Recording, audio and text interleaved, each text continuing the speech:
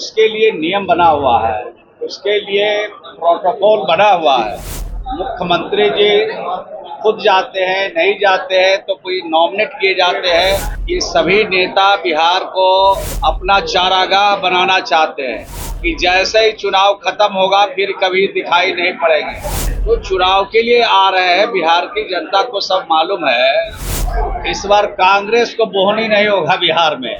कहीं पर कोई घूमते रहे, उससे कोई फर्क नहीं पड़ने वाला है। बिहार के लाल रामबाबू प्रसाद दुश्मन से लोहा लेते हुए शहीद हो गए और उनका पार्थिव शरीर पटना पहुंचा, जहां पे तेजस्वी यादव पहुंचे थे, लेकिन सत्ता पक्ष के कोई नेता नहीं पहुंचे थे। जब श्रवण कुमार जो जदयू से मंत्री हैं, उनसे सवाल पूछा गया कि सत्ता पक्ष से कोई यहां नहीं पहुंचा, तो उनका क्या कुछ जवाब था, सुनिए। देखिए, 2025 का चुनाव आने वाला है, तो चुनाव को ध्यान में रख के ये सभी नेता बिहार को अपना चारागाह बनाना चाहते हैं। बिहार की जो जनता है वो सब कुछ जानती है कि जैसे ही चुनाव खत्म होगा फिर कभी दिखाई नहीं पड़ेंगे। तो चुनाव के लिए आ रहे हैं, बिहार की जनता को सब मालूम है।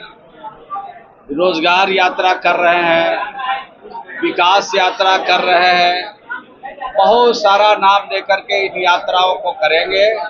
उससे बिहार की जनता की सेहत पर कोई असर नहीं पड़ेगी और न बिहार के सरकार पर की सेहत पर कोई असर पड़ेगी।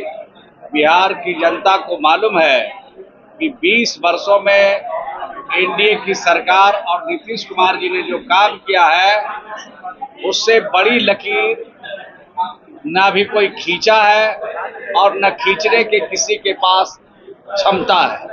कांग्रेस के राष्ट्रीय पर शहीद का पार्थिव शरीर आता है, मगर वहां बिहार सरकार के कोई भी मंत्री नजर नहीं आते, सिर्फ नेता प्रतिपक्ष और एक विधायक नजर आते हैं। ऐसी बात नहीं है, उसके लिए नियम बना हुआ है, उसके लिए प्रोटोकॉल बना हुआ है, और जो नियम और प्रोटोकॉल बना हुआ है उसके हिसाब से सरकार के प्रतिनिधि भी जाते हैं। मुख्यमंत्री जी खुद जाते हैं, नहीं जाते हैं तो कोई नॉमिनेट किए जाते हैं, वो सरकार के तरफ से जाते हैं। लेकिन ऐसे जो प्रोटोकॉल के हिसाब से नहीं व्यवस्था रहती है तो लोग कम जाते हैं, लेकिन तभी कुछ लोग जाते रहते हैं। पटेल पटना आए थे और पटेल लोगों को एकजुट करने की बात करते, पटेल छात्रावास में भी गए थे। इस बार कांग्रेस को बोहनी नहीं होगा बिहार में।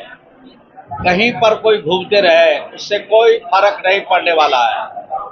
इस बार एनडीए 225 और 225 सीट पर 2025 में 225 सीट जीत करके बिहार में नीतीश कुमार जी की नेतृत्व सरकार बनेगी।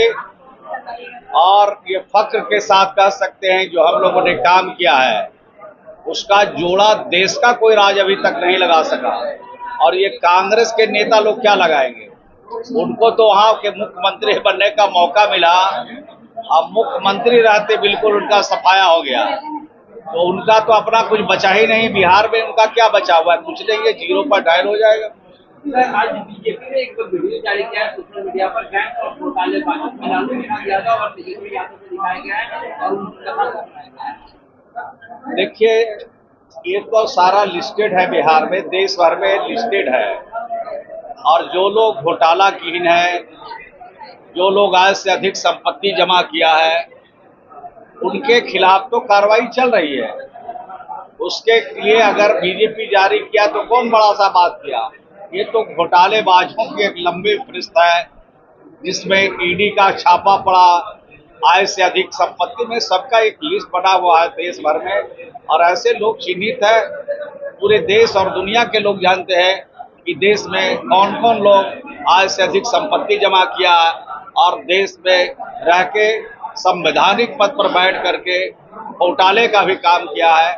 अंजाम दिया है उसके बारे में सब लोग जानते हैं। उनका कहना था कि शहीद के साथ पूरी संवेदना हमारी है, लेकिन हमारा कुछ प्रोटोकॉल होता है और उसके हिसाब से चलते हैं। जैसे कि नीतीश कुमार का एक प्रोटोकॉल होगा, जब वो प्रोटोकॉल के हिसाब से जब बातें होंगी तब वो आएंगे। बाकी जो संवेदनाएं हैं उनके प्रति उन्होंने व्यक्त किया। साथ ही उन्होंने राहुल गांधी के यात्रा को लेकर भी कहा कि राहुल गांधी की ये अंतिम यात्रा हो सकती है। राहुल गांधी अभी 62 बड़े बड़े नेताओं के साथ बिहार पहुंचने वाले हैं और बिहार में जो है शिक्षा संवाद करने वाले हैं। इनको लेकर भी जब सवाल पूछा गया तो उनका कहना था कि ये उनकी अंतिम यात्रा हो सकती है। बाकी इन तमाम खबरों को लेकर आपका क्या कुछ कहना है कमेंट बॉक्स में जरूर लिखें और देखते रहें सच टॉक्स। उस पर भी जो है सब्सक्राइब बटन पे क्लिक करके आप जुड़ सकते हैं। साथ ही साथ इंस्टाग्राम और ट्विटर पे भी जो है आप फॉलो करना ना भूलें, तब जाके जो है आपको वीडियो का नोटिफिकेशन सबसे पहले मिलेगा। जय हिंद।